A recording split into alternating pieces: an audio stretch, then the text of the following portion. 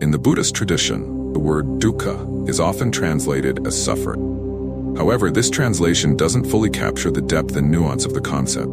Dukkha encompasses a broader range of experiences, including pain, dissatisfaction, and the inherent unsatisfactoriness of life.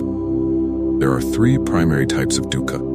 Dukkha-dukkha. This is the most obvious type of suffering. The physical and mental pain we experience. It can be caused by illness, injury, loss, or other external factors. Vipari-dukkha. This is the suffering that arises from the impermanence of things. Even when we experience pleasure, it is fleeting and ultimately unsatisfying.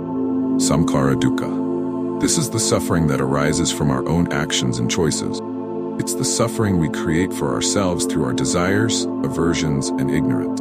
Instead of resisting dukkha, the Buddhist practice is to embrace it. By understanding the nature of dukkha, we can learn to accept it without clinging to it. This acceptance can lead to a sense of peace and equanimity. Dukkha is not a negative or undesirable state. It is a fundamental aspect of human existence. Recognizing the existence of dukkha is the first step on the path to liberation. While dukkha is a universal experience, it is possible to transcend it. The Buddhist path to liberation involves cultivating wisdom, compassion, and ethical conduct. Through meditation, mindfulness, and ethical living, we can learn to let go of our attachments and find inner peace.